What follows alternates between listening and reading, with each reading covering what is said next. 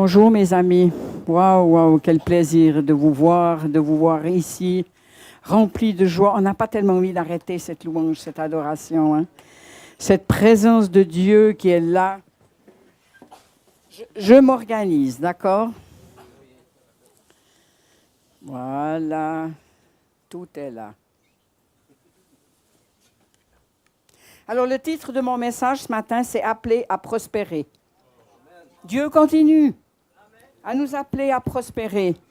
Et puis quand on parle de prospérité, on se dit, ça y est, on va à nouveau parler d'argent. Non, non, non. La prospérité, c'est tous les domaines de notre vie. Tous les domaines. Pourquoi Dieu s'intéresse à ce qu'on prospère? Parce que si tu ne prospères plus, tu n'as plus rien à donner. OK? La prospérité fait partie du plan de Dieu pour nous ensemencer, pour nous faire grandir, pour faire grandir notre foi. On a tellement besoin aujourd'hui que notre foi soit arrosée et qu'elle grandisse. Alors, un tout petit. Je vais préparer aussi juste ma Bible.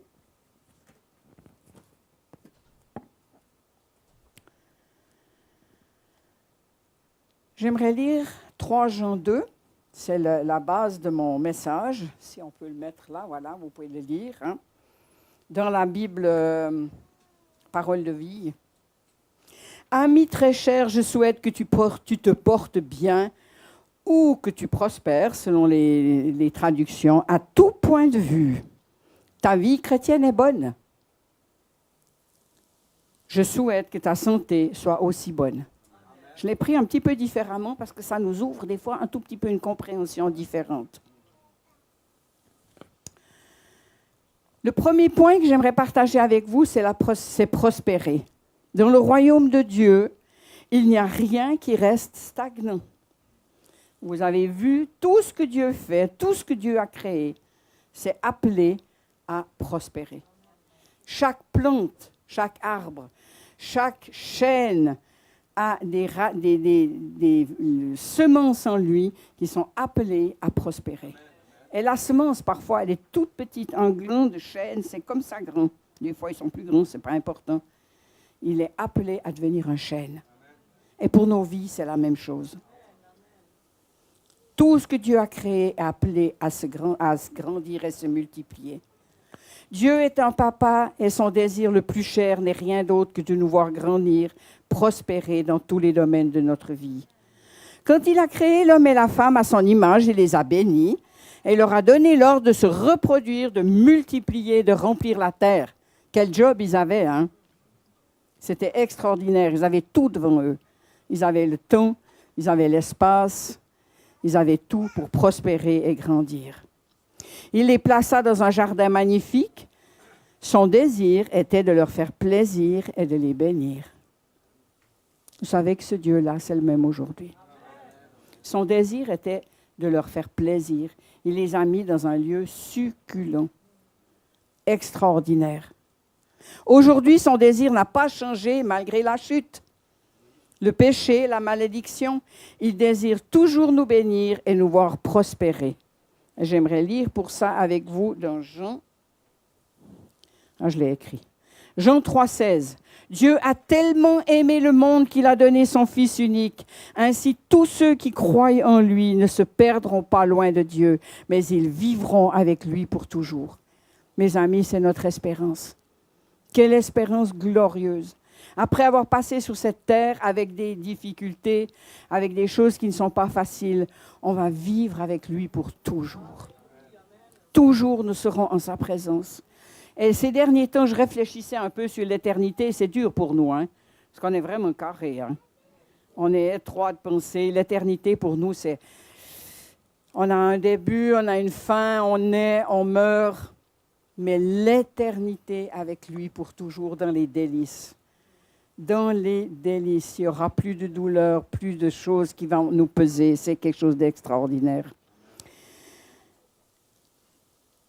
Ils vivront avec lui pour toujours. Quelle merveilleuse promesse. Parfois, c'est important de se rappeler les promesses. Il y en a tellement dans cette parole-là. Toute cette parole est porteuse de promesses. Hier, j'ai lu Jérémie 30. Je vous encourage à le lire. Vous allez voir les promesses que Jérémie dans l'Ancien Testament a faites sur le peuple d'Israël. Et aujourd'hui, on est troublé parfois de voir ce qui se passe. Dieu a des promesses extraordinaires pour le peuple d'Israël. Il aime ce peuple, il n'aime pas ce qui se passe aujourd'hui, mais Dieu aime ce peuple et Dieu a parlé exactement dans ce qu'on voit. Je te rétablirai, je te redonnerai. Et Dieu fait la même chose avec nous. Et puis, ces promesses, c'est aussi, je souhaite que tu te portes bien à tout point de vue. Nous, on est vite en train de mettre, ah ben oui, ça, Dieu, il est d'accord avec ça. Ça, peut-être un petit peu moins. Hein? Vous avez une jolie maison, mais Dieu veut cela. Dieu, vous êtes prospères. Dieu veut cela. Nous sommes appelés à prospérer. Ce que tu as prévu à 20 ans, 30 ans, ce n'est pas ce que tu vis aujourd'hui. Dieu t'appelle à prospérer. Mes amis, réjouissez-vous, il y a de la prospérité pour vous. De la prospérité dans vos vies, de la prospérité dans vos futures familles, dans vos épouses, les enfants. Quand je vois ces familles avec ces petits-enfants, je trouve que c'est tellement extraordinaire. Extraordinaire. Dieu nous comble de ses bontés, de ses bienfaits. Moi, Jésus dit, je suis venu afin que mes brebis aient la vie et qu'elle l'ait en abondance. Ça, c'est le cœur de Dieu. La deuxième déclaration dans ce verset, c'est « ta vie chrétienne est bonne ». Ce n'est pas une question. Il déclare à Gaius, c'est 3 Jean 2 qui dit ça, « ta vie chrétienne est bonne ». Et c'est quelque chose d'extraordinaire. Est-ce qu'on peut tous ici affirmer que ma vie chrétienne est bonne? Notre vie chrétienne est bonne. Et s'il y a des difficultés dans ta vie, tu dois simplement te dire qu'on doit tous veiller. On doit veiller sur notre marche avec lui, notre intimité. Tu ne peux pas avoir une vie chrétienne harmonieuse si tu ne cherches pas la source de la vie, ton Dieu, celui qui veut te donner cette vie en abondance. On doit veiller à notre écoute, on doit veiller à nos pensées, nos paroles, et l'ennemi fera tout pour mettre des obstacles sur notre chemin. Il n'a pas changé. Il l'a fait dans le jardin d'Éden.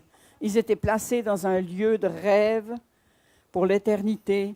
Dieu avait prévu ça, et l'ennemi est venu et il a semé les embûches. Et aujourd'hui, il fait la même chose. Il amène du découragement. Vous savez ces petites phrases, tu n'y arriveras jamais. Ah oui, les autres, ils arrivent, mais toi pas.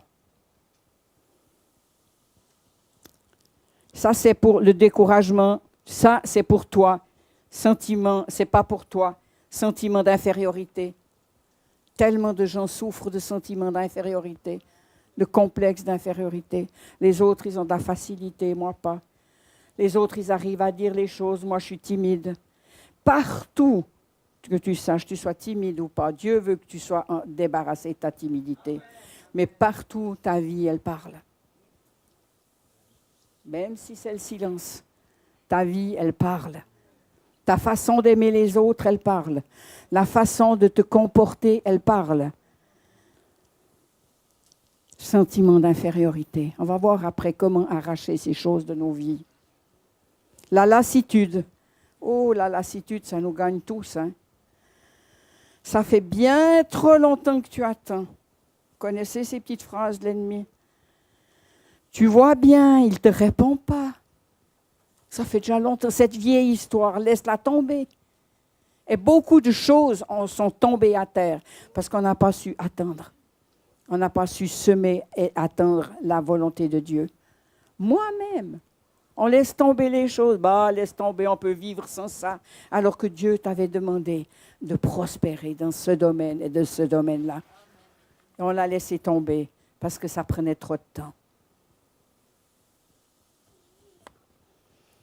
Les offenses. Ça, c'est quelque chose, les offenses. Ça, c'est l'arme préférée de l'ennemi. Il se délecte des offenses. Et quand vous êtes offensé, hop, le cœur se ferme. Personne ne voit rien, mais ce n'est pas très beau sur le visage. Parce que tu es offensé. Et puis, qu'est-ce qui se passe à l'intérieur de toi? Tu rumines. tu réfléchis, tu en veux aux autres. L'amertume vient dans ton cœur. L'arme préférée de l'ennemi. Les déceptions, des mensonges qui vont affecter ta vie spirituelle et la rendre difficile. Combien de fois l'ennemi amène des mensonges dans nos vies, des mensonges sur ce que tu n'es pas arrivé à faire.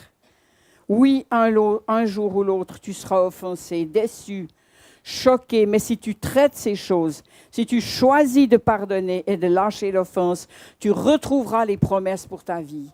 Mes amis, quand on laisse l'ennemi nous amener des offenses, de la lassitude, des soucis, on perd le but de retrouver les promesses de Dieu pour notre vie.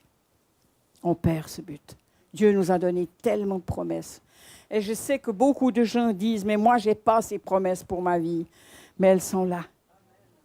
Elles sont là. Tu peux ouvrir ce livre. Et aujourd'hui, si le peuple d'Israël entier arriverait à ouvrir Jérémie 30 et voir comment Dieu prépare le futur pour eux, un futur glorieux, ça changerait tellement de choses. Mais les plans de Dieu doivent s'accomplir aujourd'hui. Et on est en plein dedans. On est en train de voir comment Dieu restaure, comment Dieu amène les choses qu'il veut préparer pour son peuple et pour l'Église, mes amis, pour l'Église aujourd'hui.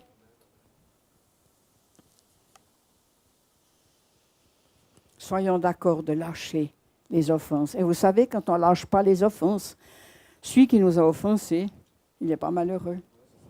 C'est ça qui est moche. Ça, c'est moche. Parce que celui qui est malheureux, c'est nous. Parce qu'on ressasse, parce qu'on garde, on fait levier. On fait levier. Et les offenses, en plus de ça, elles amènent des douleurs. Elles amènent des maladies sur le corps. La haine, les racines d'amertume amènent de la maladie sur le corps, des douleurs. Partout. Il y en a tellement de gens qui disent, je dis, douleur partout. Et cette amertume, elle ronge nos os, notre vie, notre cœur. Le troisième point, c'est je souhaite que ta santé soit aussi bonne. Dieu souhaite dans cette prospérité que notre santé soit bonne. Vous avez déjà remarqué, quand la santé est mauvaise, tu ne vaux plus grand-chose. Hein? Ce n'est pas pour décourager les malades. Dieu veut nous guérir, Dieu veut nous toucher. Mais quand tu es accablé par la maladie, ta productivité, c'est plus rien terrible. Hein? Et puis en plus, si tu es sur un lit d'hôpital, ce n'est pas terrible non plus. Oui, tu peux encore témoigner. Mais ce n'est pas là que Dieu voulait que tu ailles. Dieu veut te relever. Alors bien sûr, moi, ces temps, je réalise combien l'ennemi vient. Quand tu penses à la guérison, hop, tu penses à celui-là là qui est décédé. Mais tu as bien vu. Moi-même, combien de fois je dis ça à mon mari.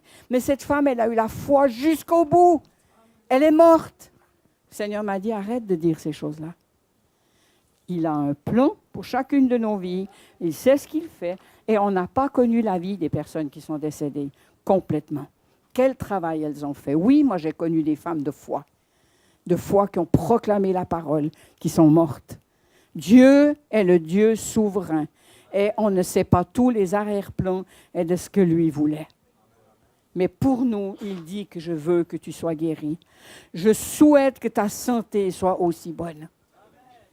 Comme prospère l'état de ton âme, ta santé soit bonne.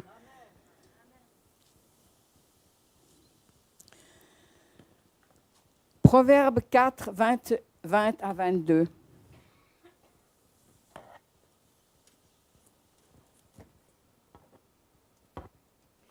Mon fils, sois attentif à mes paroles. Tends l'oreille vers mes discours, qu'ils ne s'éloignent pas de tes yeux. Garde-les au fond de ton cœur, car ils apportent la vie à ceux qui les trouvent et la guérison à tout leur corps. Mon fils, sois attentif à mes paroles. Combien de fois Dieu a dit, garde mes paroles dans ton cœur, devant les exploits, devant les hommes qu'il avait oints, pour mener des batailles, pour gagner la guerre. Ne crains point, je suis avec toi. Je suis ton bouclier, je suis ta force. Ne promène pas les regards inquiets. Ça, c'est les paroles de Dieu, les paroles qui nous réconfortent. Mais qu'est-ce qu'on en fait? Qu'est-ce qu'on en fait? On va voir plus loin qu'est-ce qu'on va en faire.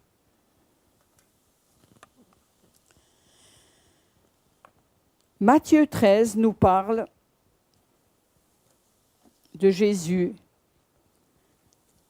Jésus parle de nous parle de la terre de nos cœurs. Et puis je vous encourage à lire Matthieu 13. C'est l'histoire du semeur.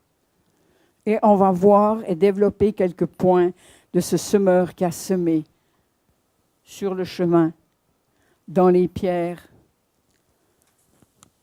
dans les ronces, et puis sur la bonne terre. Et on va voir comment Dieu nous conduit sur ces choses-là. La première chose,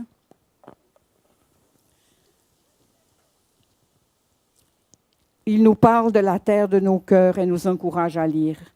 Il nous parle d'un chemin. Alors, sur un chemin, tu marches. Tu es actif, tu peux même courir et la semence tombe à terre sans pousser. Pourquoi? Parce que tu n'as pas idée d'aller semer quelque chose sur un chemin et s'il y a des semences qui tombent sur ce chemin, elle est complètement dégagée et c'est l'ennemi qui vient la manger. Pourquoi? Analysez quand vous êtes en route sur un chemin, vous êtes occupé. Vous êtes en train de faire des choses. Ça ne peut pas prendre vie. Ça reste là, au sec, au soleil, et en proie à l'ennemi. Puis vient le sol pierreux. Alors, ces derniers temps, quand on marche avec mon mari, on passe à côté d'un tas de pierres. J'ai failli aller faire une photo de ce tas de pierres. Amassé là, entre deux, il n'y a que du chenille qui pousse, 2, 3 ronces, tout ça. Et puis les pierres dans la parole de Dieu, ça c'est, je pense que chacun de nous, on a fait ce travail-là, vu qu'on appartient au Seigneur. Puis si vous ne l'avez pas encore fait complètement, je vous encourage à enlever les pierres. Chacun de nous, on a ces terrains dans nos vies. Chacun de nous. Peut-être qu'il reste encore une pierre, 2 pierres, et tu ne peux pas progresser. Moi, j'ai identifié les pierres avec les gros obstacles dans ta vie, les anciens péchés de ta vie, ceux que tu as toujours cachés et qui régulièrement te culpabilisent, ou les gros chocs, les blessures qui reviennent à ta mémoire. Tu dois enlever ces pierres, sinon tu ne te mettras pas de racines solides et tu ne pourras pas prospérer. Je sais que beaucoup les ont déjà enlevées, parce que c'est un travail de début. Quand tu commences dans la foi, tu fais quoi? Tu enlèves les pierres, tu enlèves les grosses choses. Ça, c'est presque les plus faciles à enlever, parce que tu les attrapes et hop, tu les mets de côté. Et puis ton terrain, il devient propre. Tu ne laisses plus de place à la condamnation, à la culpabilité. Et pourtant, le point suivant, c'est les ronces qui étouffent la parole. Ça, c'est le plus difficile, aujourd'hui. Les ronces qui poussent, vous avez déjà vu quand vous allez vous promener en forêt, elles poussent en bordure comme ça, où il y a du soleil. Elles sont méchantes, ces ronces. Elles ne poussent pas entre les sapins. Elles poussent juste au bord où elles peuvent croître. Et dans nos vies, c'est la même chose. Dans les ronces, la parole de Dieu, elle est étouffée. Elle est étouffée. Et puis, qu'est-ce que c'est, ces ronces? Dans nos vies, on est toujours occupé. Vous savez, je me suis prêché à moi-même. Hein? On vit dans un monde où on est occupé. Et puis, si on n'est pas occupé, on trouve des occupations. Alors ça c'est extraordinaire, la capacité qu'on a de trouver des occupations quand on n'a rien à faire. Et puis tu as la petite voix qui dit, tu vois, maintenant tu aurais 20 minutes, tu pourrais lire la parole. Mais à ce moment-là, non, tu dois ranger le tiroir qui est déjà longtemps en chenille, et puis tu devrais juste faire ça maintenant. Mais c'est incroyable, comme la capacité qu'on a de remplir du temps au lieu de rester tranquille. Les soucis. Les soucis, ça c'est quelque chose. Hein? Les soucis, c'est des ronces. Alors que Dieu nous a dit, ne vous inquiétez de rien. Et puis on ne met pas cette parole. J'ai réalisé dernièrement, mon chéri et moi, on loue un petit appartement. Et voilà que j'ai appris que la personne qui loue l'appartement allait perdre son travail. Mais instantanément, elle ne va pas pouvoir rester, elle va devoir s'en aller, les soucis. Et le Seigneur m'a dit, mais est-ce que tu me fais confiance? La vie, elle va continuer, elle va devoir chercher quelque chose, la confiance. Hein, c'est pas grave que la pensée te vienne à la tête, mais ce qui est grave, c'est ce que tu en fais. C'est ce que tu en fais. Alors que Dieu t'a promis qu'il allait prendre soin de toi chaque jour, qu'il serait avec toi. Et nous, tout de suite, on se dit, ça y est, ça ne veut plus aller. Plein de choses. Au travail, c'est la même chose. Vous connaissez ça au travail. Voilà que le lundi matin ou le mardi, tu as reçu une petite remarque. Mais ta semaine est quasiment fichue. Ah oui, parce que pendant cette petite remarque qu'elle a, elle fait quoi? Elle tourne, puis elle grossit. Ça y est, ils montent des complots contre toi. Tu vas perdre ton travail.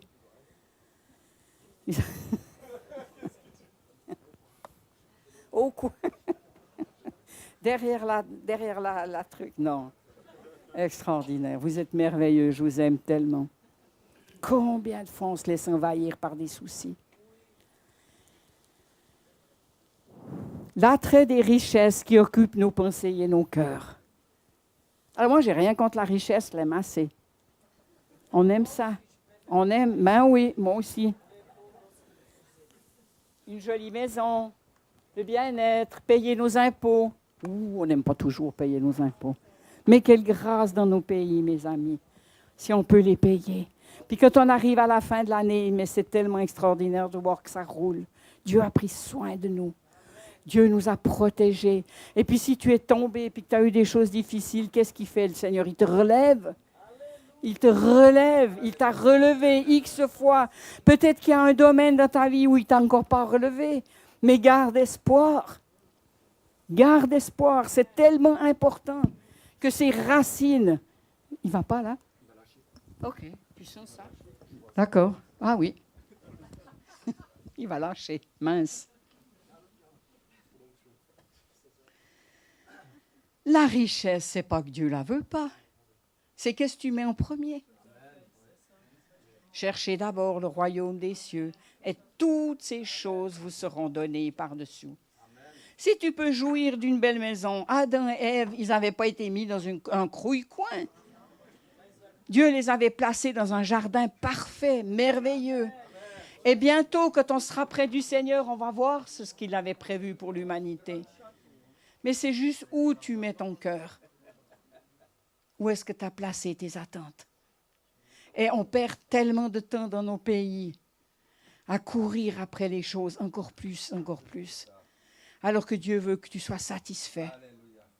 Et puis, si tu n'arrives pas à voir ce qu'il y a de beau chez nous, alors tu prends une émission puis tu regardes l'Ukraine. C'est affreux. Gaza, c'est affreux. Puis nous, combien de fois je dis à mon chéri, mais on a une maison, on a des duvets, on a chaud, des radiateurs qui se mettent en route, de la nourriture dans le frigo. Mais Dieu est bon, il est bon, il est bon pour chacun de nous. Pour chacun de nous. Dieu est tellement merveilleux. Les peurs de toutes sortes. Combien de fois on est envahi par la peur? La peur de ne pas y arriver, la peur de mourir trop vite, la peur des maladies, peur de toutes sortes. L'ennemi est malin pour nous en mettre. Quand je vois les petits bébés, les mamans qui ont peur qu'il leur arrive quelque chose. Pourquoi? Parce qu'il y en a qui ont eu des malheurs. Donc l'ennemi vient te rappeler, dit, tu vois, elle a perdu son bébé. Les peurs. Alors que ces choses-là, on peut les surmonter. Dieu nous a donné des armes pour les surmonter. Et on va voir lesquelles. Extraordinaire.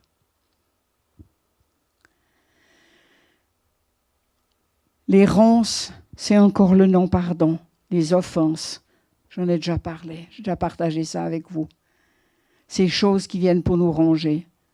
Les culpabilités, les condamnations. L'ennemi est un chef pour venir nous rappeler. Mais t'as vu, toi? Tu veux faire le malin, tu veux être la tête haute, alors avec tout ce que tu as fait. Et pourtant, Dieu t'a donné la promesse qu'il avait tout pardonné, ce que tu lui as confessé. S'il y a des zones, on priera pour ceux qui, s'ils pensent qu'il y a des zones dans leur vie qui sont restées fermées. Tu n'auras pas de victoire dans ta vie tant que tu n'auras pas arraché ces ronces. Et si tu ne peux pas faire les choses tout de suite avec ton conjoint ou avec... Prends quelqu'un et va amener ta vie, ouvre ta vie avec quelqu'un, afin que l'ennemi n'ait pas des droits sur ta vie. C'est tellement important. Pourquoi? Parce que tant qu'il tient des droits, tu n'as pas la force. Tu n'as pas de force pour vaincre le mal. Tu n'as pas de force, tu retiens pas cette foi que tu peux construire avec lui, qu'il prend soin de toi. Parce que les mensonges te submergent. Et c'est tellement important d'arracher ces ronces qui poussent si vite, qui sont là, et puis qui veulent nous empêcher de marcher dans la prospérité. Dieu veut notre prospérité. Et si chaque matin on pouvait se lever et dire « Aujourd'hui est une journée prospère ». Aujourd'hui, c'est une journée où j'ai ta prospérité au travail, où tu vas recevoir des pensées que personne n'a eues pour résoudre un problème. Ça, c'est l'Esprit de Dieu.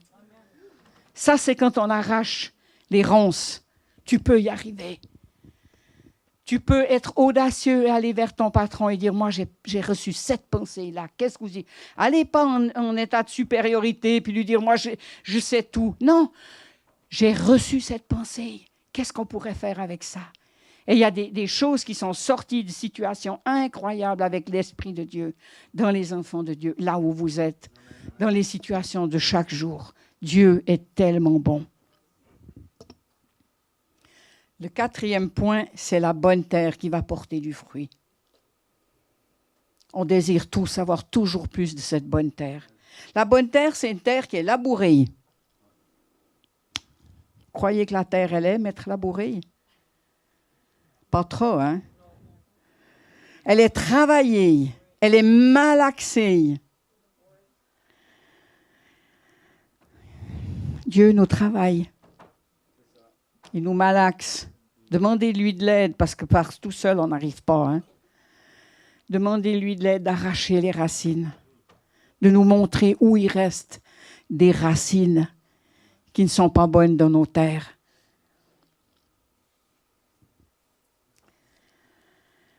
C'est quelque chose de tellement extraordinaire. C'est une terre qui sera arrosée.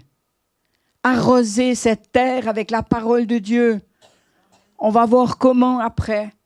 Comment on est appelé, cette semence, puis ensemencée. Et là, la semence va prospérer, porter du fruit. La Bible dit 100, 60, 30 pour 1. Et dans cette bonne terre, ça apporte du fruit. Et Dieu nous invite à faire toujours plus de place. Mes amis, enlevez les pierres. Sur le chemin, il n'y a rien qui reste, donc ça ne vaut pas la peine d'en discuter. Mais dans les pierres, ça nous concerne. Dans les vieilles choses qui sont là. Moi, j'ai connu un homme à 82 ans. Il est décédé aujourd'hui, donc je ne vais pas vous dire qui c'est, mais je peux en parler. 82 ans, il est venu confesser un péché à mon mari qu'il a gardé secret toute sa vie. Et toute sa vie a été marquée par ce secret.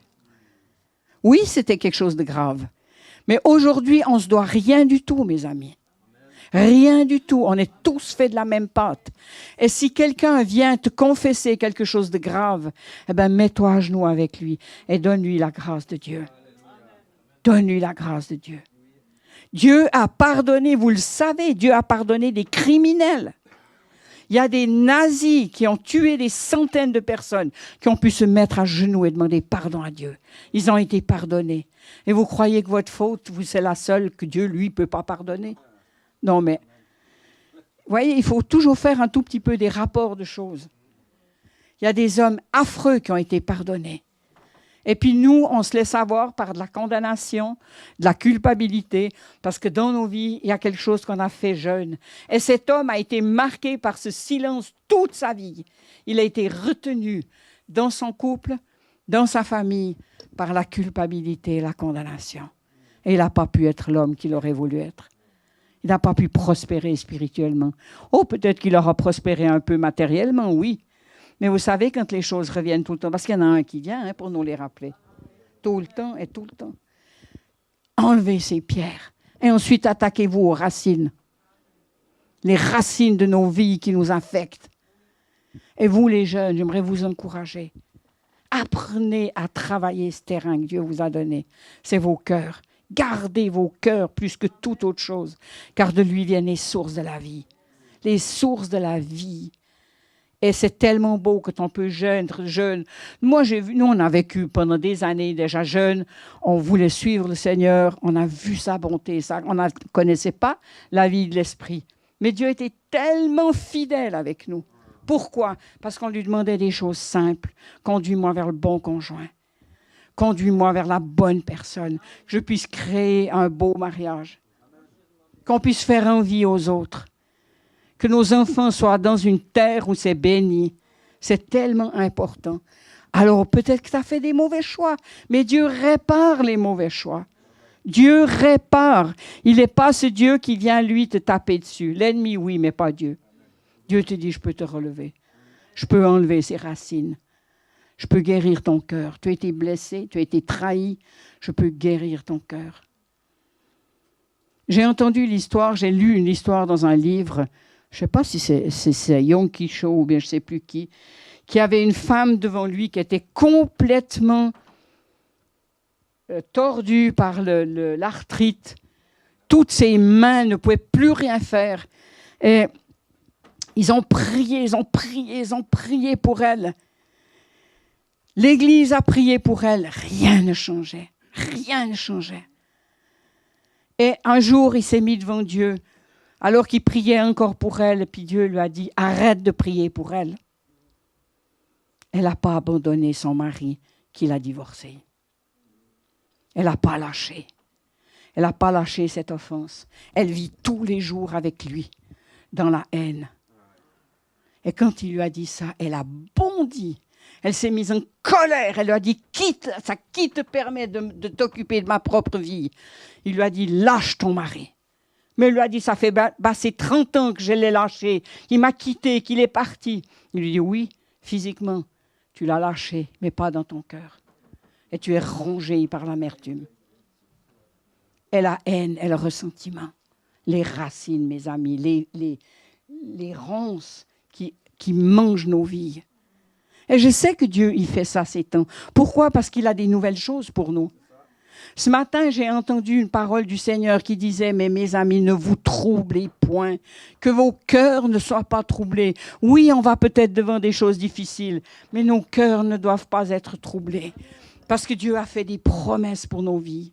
Dieu a libéré de la parole sur nos vies. Et c'est comme si Dieu me disait « Je vais ouvrir des nouveaux chemins devant vous. Je vais ouvrir ma grâce sur mon peuple et vous allez voir comme jamais des nouvelles choses que je vais déverser sur mon peuple. » Et votre Église est appelée à ça aussi, à ces nouvelles choses. Réjouissez-vous, proclamez-les, préparez vos cœurs pour ce que Dieu prépare dans ces temps qui viennent. On va voir la gloire de Dieu. Peut-être avec des difficultés, mais si on arrive à semer ces choses-là dans nos vies, Dieu sera vainqueur. Le Seigneur sera vainqueur et il va nous montrer sa gloire. J'aimerais juste dire encore quelques petites choses sur la semence. Ce terrain qui est prêt à recevoir la semence, dans Luc 8, 11, Dieu dit, la semence, c'est la parole de Dieu. Et il y a des gens qui me disent, mais moi, j'ai rien à proclamer. Mais mes amis, tu peux ouvrir la Bible chaque jour et tu vas trouver une parole, une semence pour ensemencer ta vie. Tout le temps, partout dans cette parole, on voit des promesses.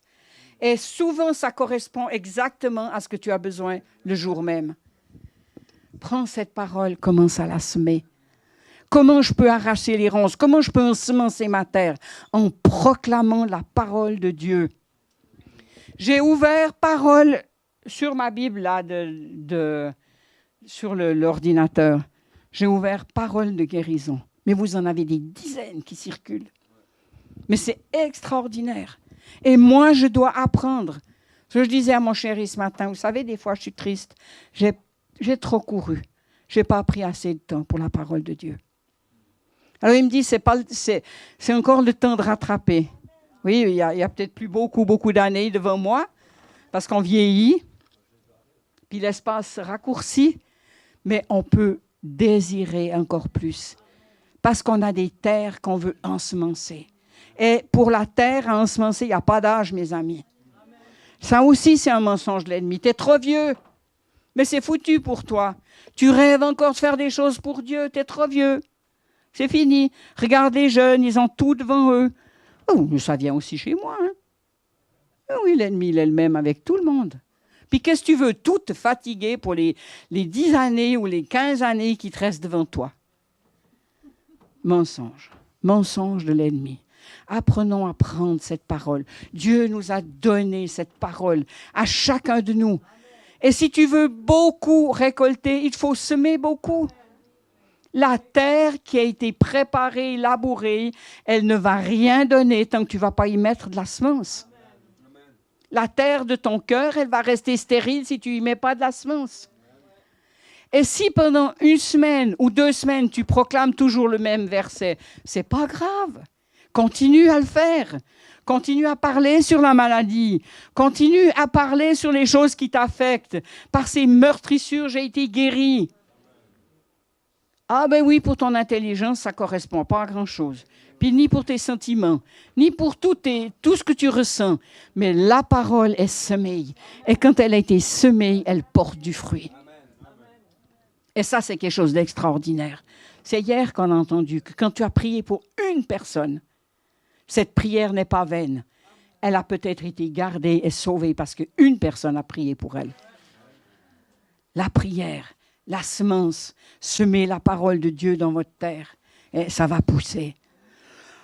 Il y a des choses, moi j'ai expérimenté, des fois j'ai eu proclamé des choses et ça pousse direct. Instantanément, tu vois le changement. Puis il y a des choses un tout petit peu plus long. Hein. Abraham, il a souvent dû semer le fait qu'il allait être le père d'une grande nation. Il était vieux, sa femme était vieille, il n'y avait plus aucune condition qui allait. Est-ce qu'on peut se rappeler de ces choses-là? Dieu était tellement fidèle, mais il est dit qu'il n'a pas péché par incrédulité. Après passer 20 ans. Alors moi, je peux vous dire que je suis moins patiente qu'Abraham. Hein. Et puis quand on a enfin reçu une promesse, on est tout content. Puis au bout de 2 ans, on se dit, oh, est-ce qu'il faut la cultiver encore celle-là? Dieu n'a rien fait. Puis vous savez, notre vie, c'est un petit peu plus médiocre. On s'en contente parfois. Hein? Puis on se dit, oh, mais c'est pas si grave. Je peux continuer à vivre sans ça. Mais Dieu avait un plan autre pour toi. Amen. Dieu, il avait une bonté autre pour te montrer son amour, sa tendresse, sa bienveillance. Dieu veut te faire découvrir qui il est. Amen. Tu es appelé à prospérer. Et ce matin, je demande à mon chéri s'il veut venir vers moi. Tu veux pas? J'aimerais prier avec vous. J'aimerais prier pour ces différents terrains. Et j'aimerais vous demander de vous lever.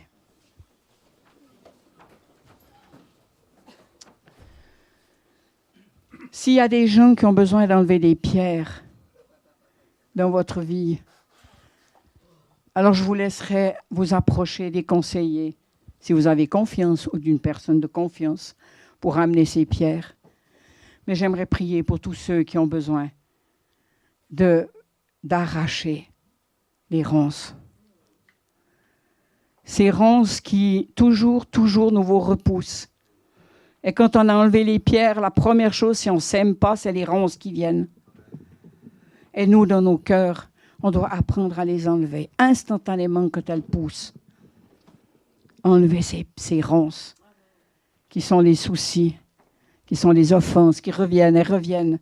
Et les ronces, moi, je ne crois pas qu'on les aura enlevées jusqu'à la fin. Les ronces, il faut les combattre. Tu veux que moi je prie ou toi tu veux prier? C'est ce qu'on peut prier en langue un moment. Disposons nos cœurs à recevoir cette révélation de Dieu.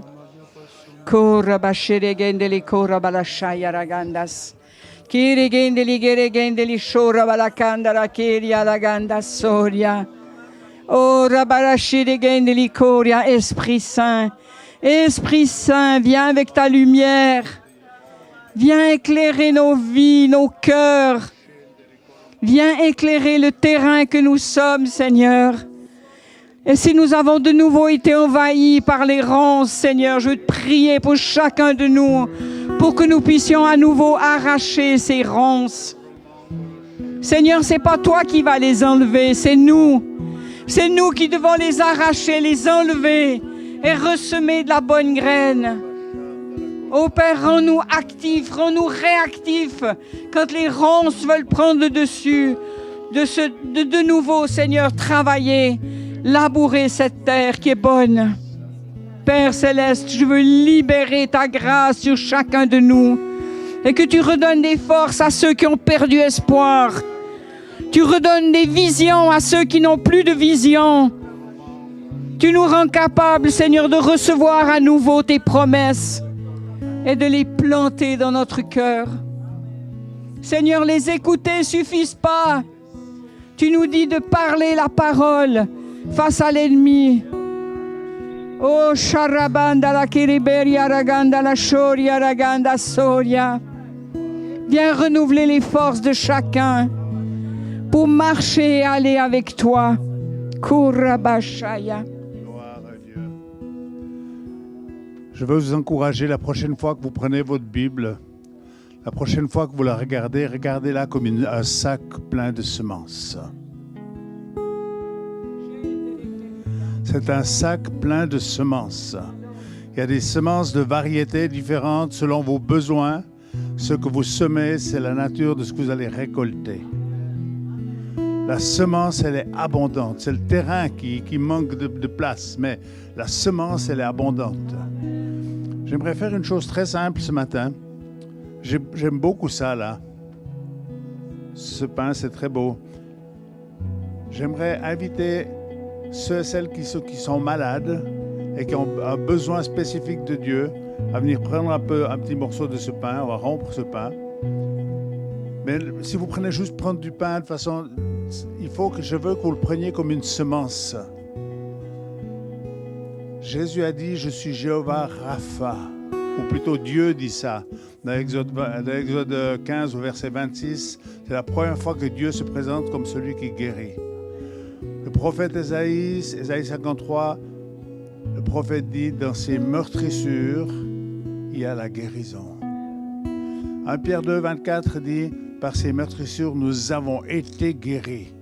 Et j'aimerais que par la foi, tu viennes prendre comme un petit bout de semence. La semence, elle est dans la parole de Dieu. Mais j'aimerais ce matin, ce pain que nous rompons en souvenir du corps de Jésus. On parle beaucoup du sang et à raison, parce que c'est le sang qui nous sauve, c'est ce sang rédempteur. Mais la parole de Dieu dit que dans les meurtrissures du Christ, et ce pain nous rappelle le corps du Christ qui a été meurtri. Dans ces meurtrissures, il y a la guérison. Tu as besoin de guérison ce matin, viens prendre avec foi un petit morceau de ce pain en disant, Seigneur, je ne veux pas juste le faire parce que c'est une routine et puis quelque chose de religieux, mais je veux le prendre comme un médicament divin parce que j'accueille la parole de Dieu. Et la parole de Dieu, vous ne devez pas juste la lire, vous devez la mettre dans votre tête, dans votre bouche, dans votre cœur et vous la proclamer. Et 10 fois, 100 fois, le diable va me dire, ça a vu, ça ne marche pas. Ne lui crois pas et continue de croire ce que la parole de Dieu dit et tu vas voir les réalités s'accomplir. Amen. Seigneur, nous te remercions parce que tu es Jéhovah Rapha. Tu es ce Dieu multiple, Seigneur, avec ses 7 noms rédempteurs extraordinaires qu'on n'a pas le temps de nommer maintenant. Mais je prie que Jéhovah Rapha, le Dieu qui guérit, se manifeste alors que nous allons rompre ce reste de pain pour ceux qui sont malades et ceux qui ont besoin spécifiques ce matin, dans le nom de Jésus. Amen. On va prendre une deuxième fois la Sainte Seine. Je veux juste prendre le pain en souvenir de meurtrissure du Christ.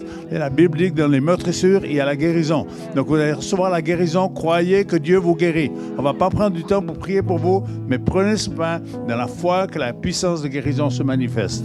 Amen. Tu veux rompre et puis donner? Tu peux rompre et puis donner un petit bout au fur et à mesure dans la main des gens. Gloire à Dieu.